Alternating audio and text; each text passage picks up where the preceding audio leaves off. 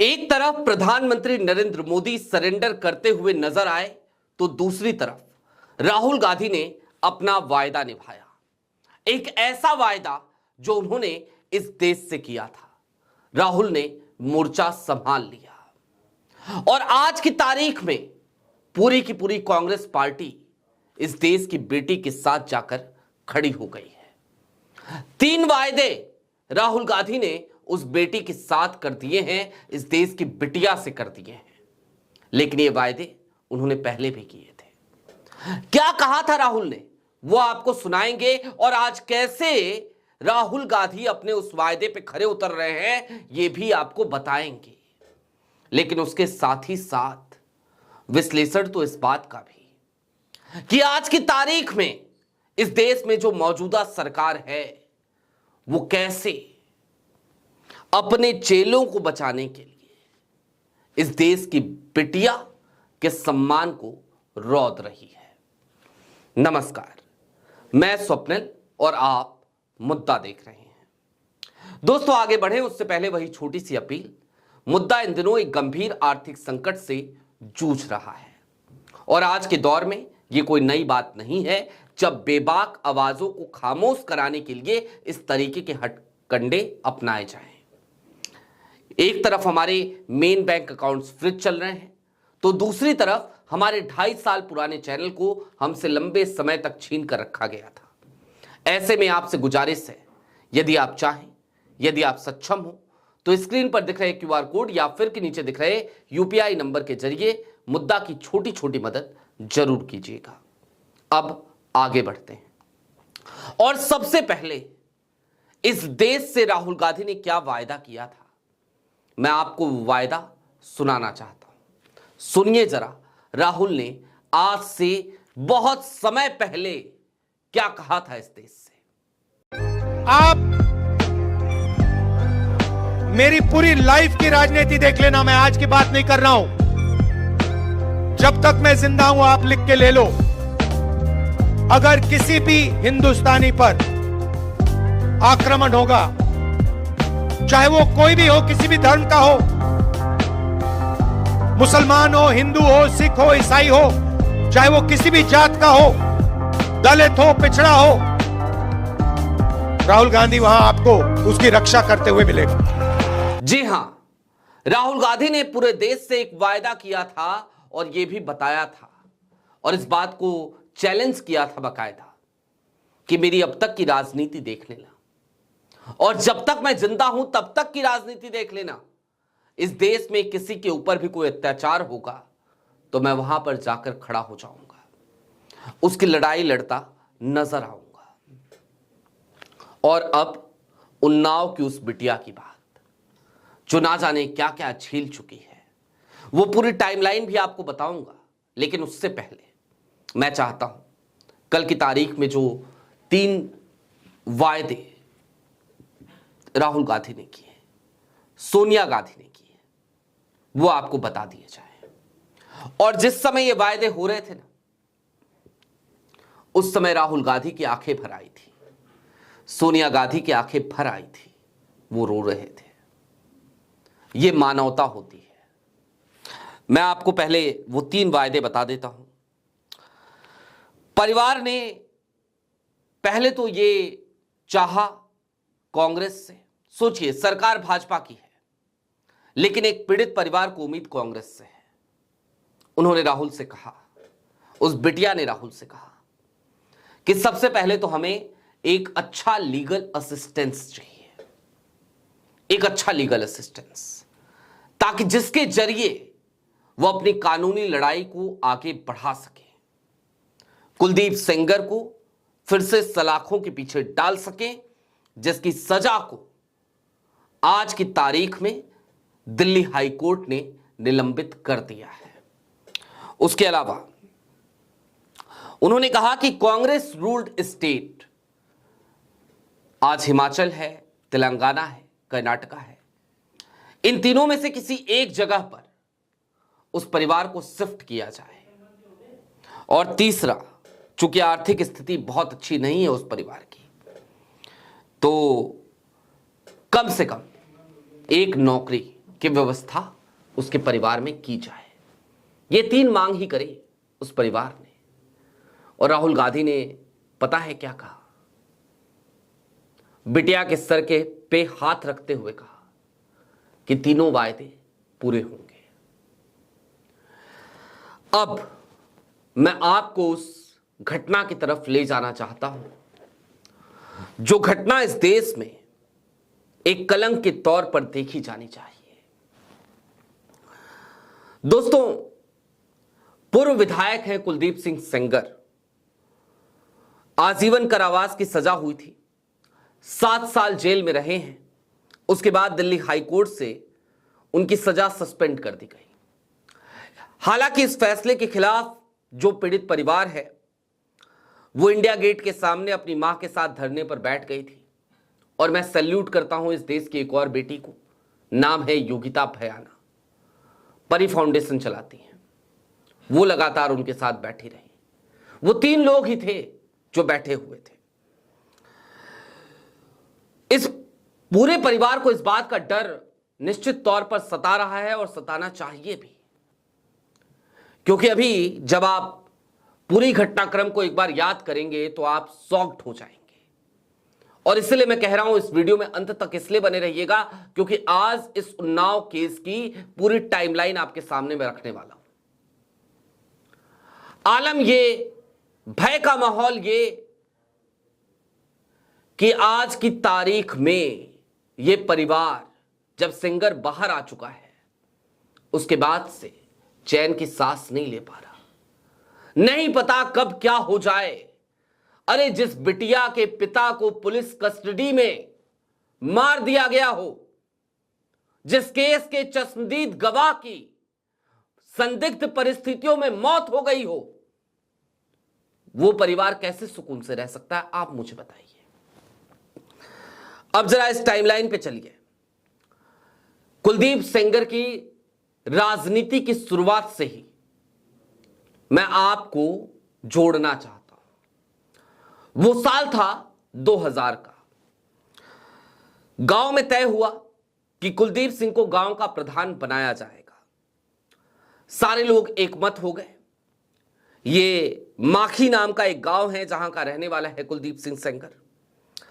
पीड़ित के पिता और चाचा ने भी कुलदीप के लिए उस समय पे वोट मांगा था। दोनों परिवारों में उस समय अच्छी खासी बनती थी, लेकिन चुनाव के दौरान ही आपस में दोनों के विवाद हो गया, झगड़ा हो गया।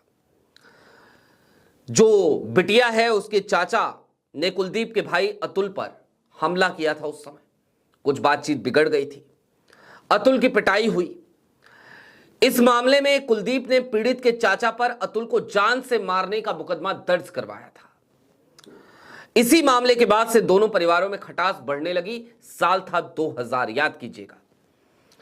कुलदीप पावरफुल हुआ और उसके बाद अत्याचार की शुरुआत हुई इस परिवार के साथ। कुलदीप प्रधानी का चुनाव जीत गया। इसके बाद सियासी लोगों से उसने मुलाकातें शुरू की।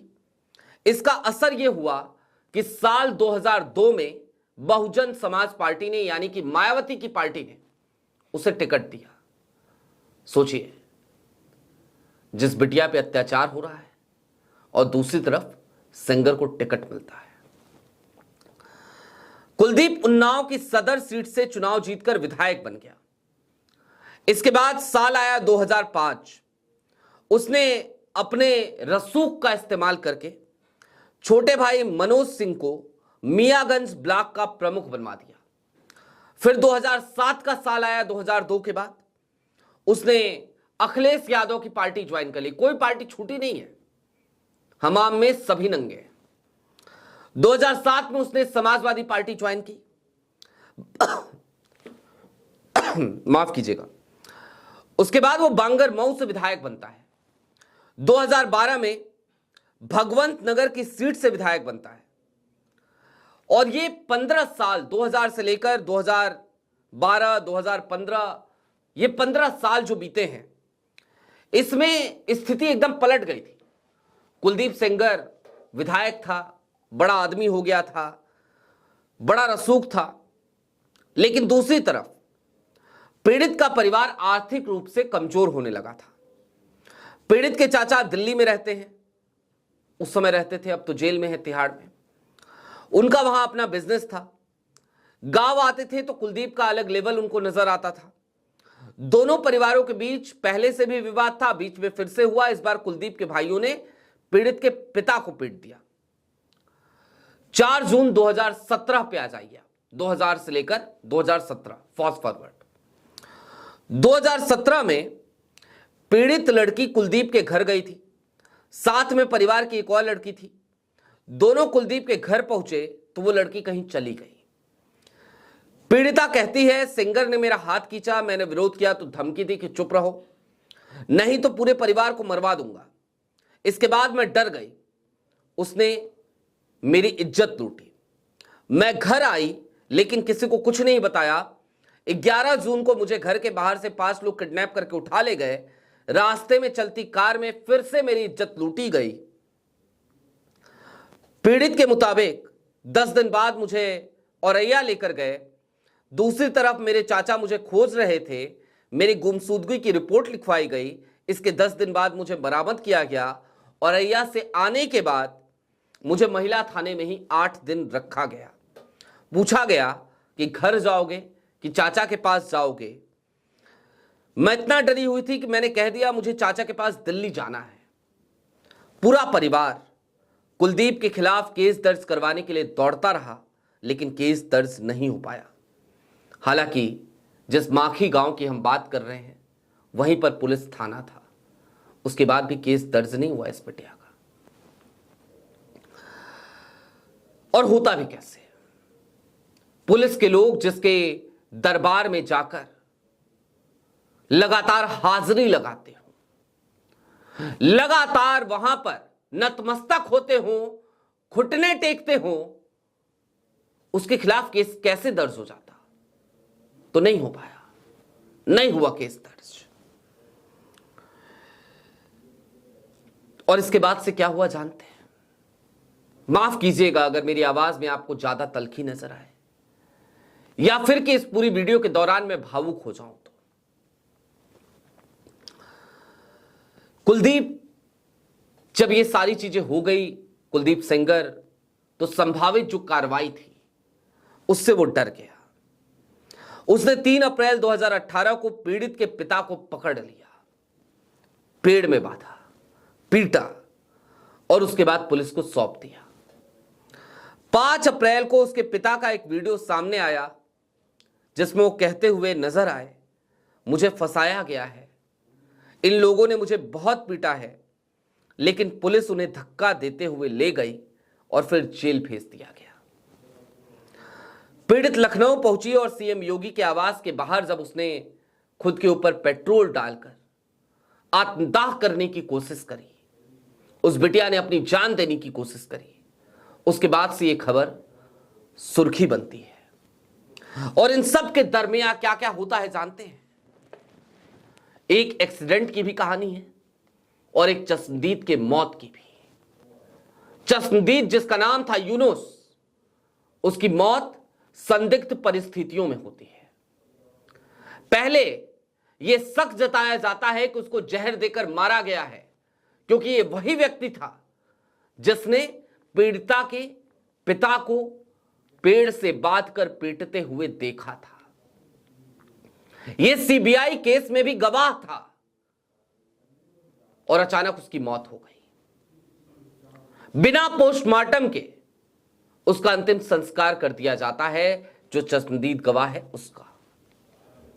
एक एक्सीडेंट भी होता है, पीड़िता की मौसी और चाची, और उस गाड़ी में मौजूद थे पीड़िता और उनके वकील भी। पीड़िता की चाची और मौसी का मौके पर ही उनकी जान चली जाती है।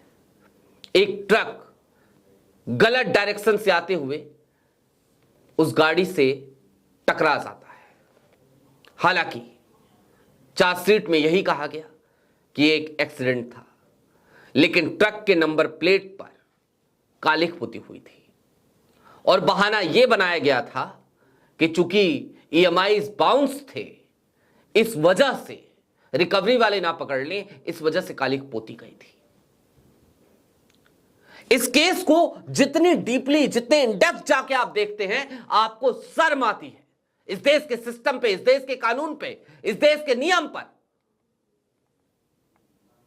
और शर्म आती है, लानत भेजने का मन करता है दिल्ली हाई कोर्ट के उस फैसले पर, जिस फैसले में कुलदीप सिंह सेंगर की सजा को सस्पेंड किया गया है, निलंबित किया गया है। लेकिन हां, इस देश में जब सत्ता पक्ष के ऊपर कोई अपना विश्वास खो देता है, तब भी उसे एक दरवाजा तो दिखता है, और वो दरवाजा है राहुल गांधी का।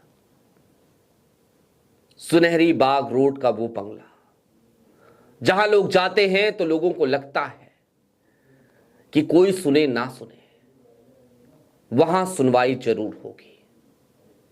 राहुल इस देश के लीडर ऑफ अपोजिशन है। राहुल के हाथ में कोई खास ताकत तो नहीं है, लेकिन हां, इतने साधन संपन्न वो जरूर हैं कि कम से कम इस बिटिया को न्याय दिलवाने की लड़ाई वो लड़ सकते हैं। और उन्होंने इस लड़ाई को लड़ने का बीड़ा उठा लिया है। उम्मीद करते हैं कि इस बिटिया को इस देश में न्याय मिलेगा, क्योंकि इस बिटिया की कहानी इतनी मार्मिक है कि खुलकर कैमरे पे बताई भी नहीं जा सकती। इस बिटिया के जो चाचा थे, जो दिल्ली में बिजनेस करते थे, उनको 19 साल पुराने मुकदमे में सजा सुनाई जा चुकी है। 10 साल की सजा हुई है, वो तिहाड़ जेल में है। ये परिवार अनाथों सा घूम रहा है, क्योंकि सामने जो शख्स खड़ा है वो कभी बसपा में था, कभी सपा में था, कभी भाजपा में था, विधायक था, और उसका अपना रसूख था। लेकिन हां, हम उम्मीद करते हैं राहुल उसे न्याय जरूर दिलाएंगे। आपकी क्या राय है कमेंट बॉक्स में जरूर बताइएगा। अभी के लिए दीजिए इजाजत। चलते चलते फिर वही अपील, चैनल पे नए हो तो सब्सक्राइब करते हुए जरूर जाइएगा। सक्षम हो तो मुद्दा की छोटी छोटी मदद जरूर कीजिएगा। बहुत शुक्रिया।